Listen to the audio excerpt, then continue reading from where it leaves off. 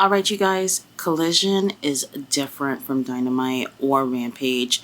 AEW, they're definitely doing something different with the show. So, like, if you are not sure if you want to watch Collision, I do recommend giving Collision a try before Dynamite or Rampage because it's just a different pacing. I love how they start off with the promos to get you ready for the show, and everything just feels like, yes, it's a Saturday night. I could be going out, I could be doing something different, but by the time you're done with Collision, you feel like you didn't waste your time on watching wrestling on a Saturday night.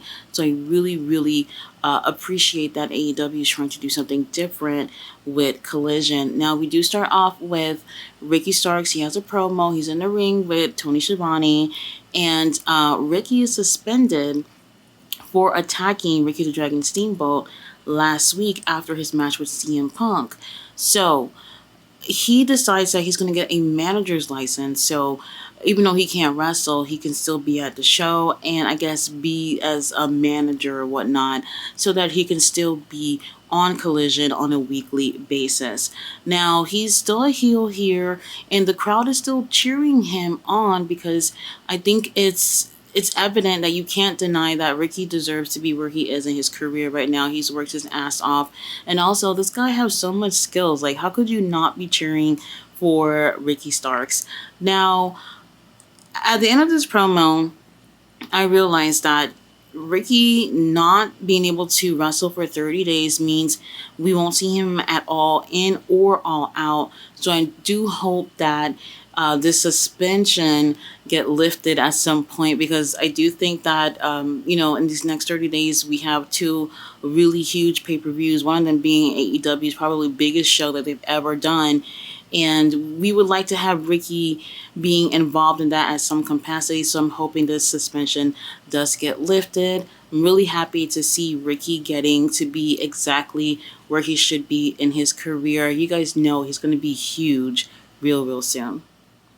So next we have a video package of FTR and Young Bucks rivalry. It makes me feel like maybe we might see the Young Bucks on Collision. Really, I don't feel like any wrestler should be exclusive to either of any of the shows. So I'm hoping we do get a chance to see the Young Bucks come to Collision at least before All In.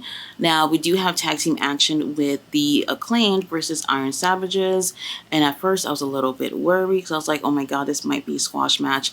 And it actually wasn't. Now, past few weeks, I have been saying a lot of great things about the Iron Savages on ROH. They have improved tremendously, and I feel like perhaps with what they've been doing in the ring lately, someone's taking notice of that and decided to put them on Collision since they are looking really great as a tag team. And it really did show here on this match, so I do think that there's a possibility that we'll see the Iron Savages more on Collision. So that would be great because we really do need to showcase some more tag teams, even though we got something going on with FTR, but we need a lot more when it comes to the tag division and trios too. Now, they do have a really great match, and throughout this match, you get a lot of love for Billy Gunn throughout the match, so that's great. So, Billy's probably at home with a smile on his face or probably sleeping or whatever the hell you do in retirement. I don't know. Now, we do have a really great match where the Iron Savages, they're kind of dominating the Acclaim for a good portion of this match. It just seemed like more towards the end is when the Acclaim woke their ass up and became more energetic and ended up taking the win with a double famouser. So I did like that, but I do feel like the Iron Savages got a chance to shine more in this match compared to the Acclaim. I think they were playing off of Daddy Ass not being with the Acclaim, so they're kind of like trying to get their footing in the ring, and they're not doing so well, especially against a team like Iron Savages that are way bigger than them. And at some point, they do get Jack Jameson in the ring, and they're focusing on him a little bit more than Iron Savages. I don't know what that was about, but I felt like that took a lot of focus away from what they should be focusing on, which is their actual opponents. But either way, they did come on top, and after that match, they did say that they will be on Dynamite this Wednesday. It just seems like there's a million matches on Dynamite this week. I don't know, but it's probably going to be a squash match, and that I won't be surprised about, because like I said, Collision is different from Dynamite, and you can really feel it if you just take some time and check out the differences between these two shows. It was a great match. Iron Savages look great. Love it. So next we have Lexi backstage. She's with Bullet Club Gold, and they're talking about tag teams, and they are specifically mentioning the Young Bucks. And it's Jay who's doing all the talking here. So then it kind of seemed like, holy shit, we're gonna get Jay and Juice versus the Young Bucks, and I'm like, you know what? I'm down with that. But honestly, that's not where they were going. Now, when Jay says we're gonna see who's a better brother tag team, then I realize it's gonna be the Young Bucks versus the Guns. I'm okay with that too as well, and I believe that's gonna be on Dynamite. So it's like so many things are going on Dynamite this week. I don't know. But anyway, I would like to still see Jay and Juice go against the Young Bucks. I think they did go against them, did they? I'm not entirely sure. But after that match with FTR, I do feel like Jay and Juice are definitely showing themselves on another level. So I would definitely like to see them go against the Bucks now. We do have Mercedes Martinez and Diamante versus Chris Statlander and Willow. Now, I like Mercedes and Diamante together. I think they really complement each other as tag teams. And also, even if they're not a tag team, if they were like a little group where they do things together, I think that they look great together and they have a lot of chemistry. They also have more experience in the ring compared to Willow and Chris. And I think that showed a lot in this match. Chris Statlander. She's okay. I don't have a problem with her, but she needs to do more. I just don't know what it is. She's just not standing out as a champion right now. And as much as I gave some shit about Jade, which I do like as well, Jade was definitely a much bigger and better personality compared to Chris. So right now, Chris' title reign is just not really memorable, but she did great with Willow as partners, but I do think Diamante and Mercedes ended up shining more in this match. So we got to do something with Chris. I don't know what it is, but Mercedes, Diamante, they take the win. They do cheat here. Diamante goes for the pin, and Mercedes hold her legs down to make sure that she can be able to hold on to that pin until the ref counts to 3. I really like them together, so I want to see more. But they really got to work on Chris Statlander here because, I don't know, she's not doing it for me at all. So next we do have Lexi with Toni Storm. Toni Storm is obviously in distress once again, and she's saying how she's happy that Saraya get to be in this match with her at All In, the 4-way that they're going to have with the girls for the women's title. And she says she doesn't care if it's Bunny or Britt that's going to take the win. Either way, she knows they're no threat to her. Now, Lexi mentions, oh, well, you do know that Hikaru Shida is going to be in this match, and she took that title off of you. And that just made Toni go crazy, and she even threw her shoe at Lexi. Toni's not having a great time. Now, after that, we do have Samoa Joe, an even crazier person, versus Andrew Everett. This right here was literally less than 2 minutes. Now, I did talk about Andrew Everett match the other day on ROH, how his pacing is just way too quick, and that's probably going to be a bad thing for him. Now, that's not an issue in this match because he didn't really get a chance to do a damn thing because Samoa Joe was in control for all 2 minutes of it. Samoa Joe takes a win with a coquina clutch, and Joe is mad because it's been a week and we have not got a response from CM Punk. CM Punk has not let us know if the real world title is going to be on the line against Samoa Joe at Wembley. He is like, bring your ass out here. I want a response. Obviously, CM Punk is in the building, but he doesn't come out, and he says, well, since you're not going to give me an answer, I'm going to have to convince you to give me one. And Joe leaves, and I am just wondering, like, why didn't CM Punk come out and say anything? From there, I didn't think anything of it, but later on, things get more heated. So now we have Father of the Year, Christian coming out to the ring with Luchasaurus, and he's talking shit about North Carolina, the usual. Now, he's upset about Darby Allen, says that Darby should be respecting him, and since he's being so disrespectful towards him, he will never get a chance at the TNT title as long as he's champion. And he's not. But anyway, then oddly enough, we get Arn Anderson and Brock Anderson. They come out and they're ready for a fight. Now, what ends up happening is Brock ends up getting into the ring with Luchasaurus, and Tony announced on their headsets or whatever that the TNT title was on the line. It's official. I'm not gonna lie to you. The promo with Christian, great. Promo with Arn, great. The match itself was okay. It kind of felt a little rushed.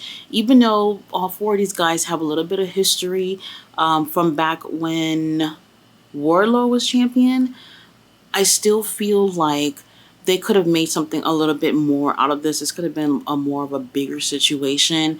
It just kind of felt a little flat by the time Brock and Luchasaurus got in the ring.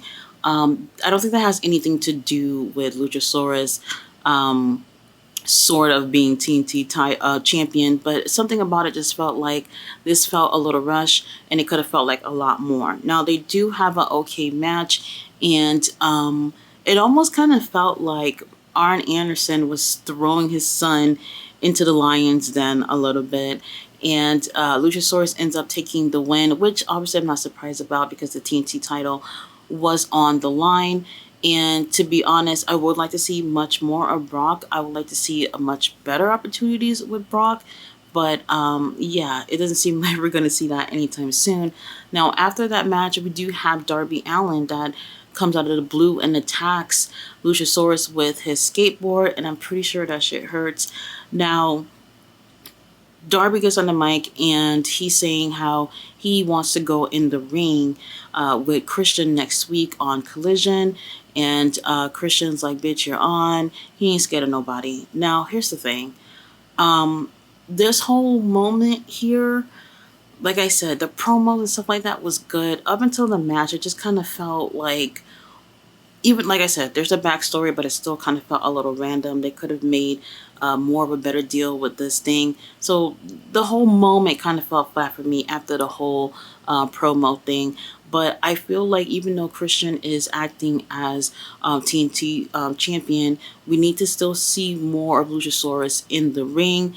I think that would help also make Luchasaurus look better, regardless of what Christian is saying. Okay, so now we have Powerhouse Hobbs in the ring with Tony Schiavone. And once I saw Powerhouse Hobbs with the Book of Hobbs, I was like, I think we're in trouble. Now, Hobbs, he has a little short promo, and it seems like Hobbs is probably in business for himself. Now, what he says is the next chapter in the Book of Hobbs is about redemption. Once he says that, I'm like, uh-oh, maybe we're going to talk about Miro. And then he goes, if he wants redemption, he should be in the ring with the Redeemer. So he calls out Miro, and I'm just like, holy shit, this is great. Now, it does take maybe like a minute for Miro to come out. He probably wasn't expecting this. Now, Miro comes out. Everybody's marking out to see him. I love Miro too. So he's walking out and he stops right in front of the ring and just give him a little stare down before he would get in the ring and start, fighting with Hobbs. Then out of the blue, here is Nick Comoroto and Aaron Solo attacking Miro. And I'm not going to lie to you, I kind of wanted to walk away from my TV for a minute. Now, they attack him, Miro gets into the ring, and he ends up attacking Nick and Aaron. So now it's just him and Hobbs, but Hobbs kind of blindsides him and goes for a spine buster. And then here's Miro laying in the middle of the ring. Hobbs threw the Book of Hobbs on him and walks away. That idea is not bad. However, because we have tried time and time again to put Hobbs in a situation where he's with other people, and we've seen it fail time and time again, I felt like this still could have happened without QTV and friends. You know what I mean? It's like we keep putting Hobbs in a situation where he's with other people. Hobbs can get shit done by himself. They could have made this moment happen without anyone else. And I've been hoping that moving forward, especially with Collision, that we wouldn't see Hobbs in the ring with QT or anybody else, because he's more than capable of doing things on his own. And so for me, with that moment, that's what fell flat for me. The fact that they ended up putting Hobbs right back with the same people again. Even if it wasn't the same people, I still would have been upset, because I'm like, he doesn't need anybody. And I do think that not too long from now, we're going to see how this does not work out for Hobbs once again. Either way, Miro looks great here. Hobbs look great here. Somebody's saying that this match is going to be at All Out. I didn't hear no confirmation about that. But if that's what we're going for, then that'll be great. Whether if it's All Out or All In, I don't know. Whichever one of them, I'm cool to see these guys go at it. Still, for the main event, we do have House of Black versus CMFTR in a huge main event. Now, we do have JR that joins us for commentary, so that's great that we get a chance to have him covering up the big matches. Now, this match right here is really, really great. Now, we do have really big names here in this match, big personalities. So, we didn't even need Julia ringside to try to get involved or anything. I actually don't think she does in this match. I actually don't remember seeing her do that. Now, we have really great exchanges between everyone, but the part that stood out to me the most was CM Punk and Malachi Black finally being in the ring together. Now, they're not like a dream match of mine or anything, but I always wonder what it would be like to see these two guys in the ring. I think that especially with psychology, that will also be a huge factor in a match between these guys. Not just a match, but them having a rivalry would be pretty cool. Now, we do have them having a couple of exchanges, and then just some light work shit. And then here comes Malachi going for a spinning kick, and CM Punk ducks it, and he goes straight and sit down Indian style on the mat. And then Malachi looks at him, and he does it too. And everyone is marking out, and I'm just like, holy shit, what's gonna happen next? And they're just staring at each other, and I'm like, go ahead, keep staring at each other. I'm okay with that. We don't have to worry about this match. But then here comes Brody King and Buddy Matthews. They come and they stand beside Malachi while he's sitting down. So then here comes FTR to go stand beside CM Punk while he's still sitting down. Then all six of them decided to start brawling in the ring. And I think from there, we never get a chance to see Malachi and CM Punk in the ring one-on-one from there. I'm almost 100% sure. I'm pretty sure they're saving something between these guys later on, and I can't wait to see a feud or a match from them. I think it will be awesome. Now, everything seems to be working out pretty great for what I would say is House of Black here. It doesn't ever really feels like CMFTR is going to take the win. Obviously, we want the House of Black to retain. It would have felt so weird if CMFTR would have ended up taking the win.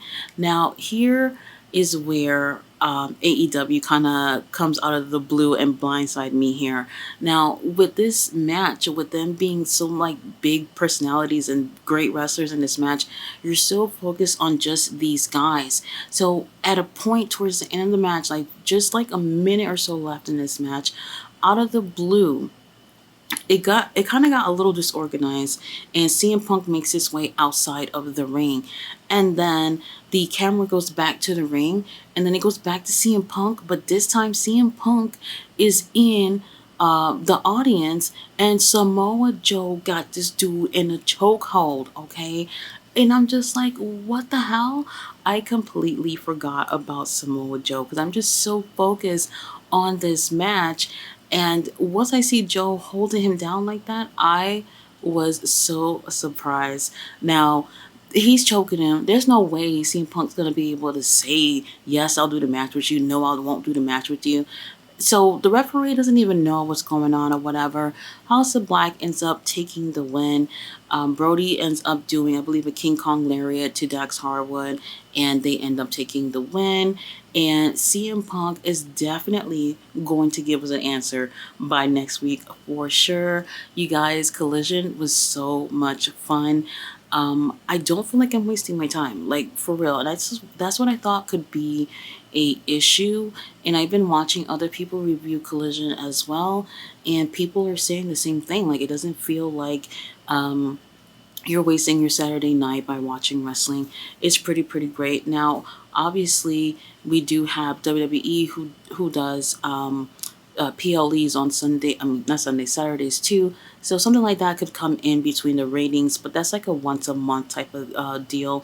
But other sports are going to be coming on as well as we enter the fall season. So AEW is really going to want to pick things up with Collision for Saturday nights because a lot of men, mostly men, watch pro wrestling. So they won't have any issue changing the channel to watch football or something else that is on a Saturday night. But either way, I do think that so far this past almost 2 months with Collision has been really great. I'm so invested in it. I actually enjoy it more than Dynamite and definitely Rampage. And oh, whoever the producers are for Collision, since ROH is filmed either before or after Collision, y'all need to be working on ROH too so we can get a better show with them. Anyway, guys, thanks for watching my review. I'll be back on Wednesday with Dynamite.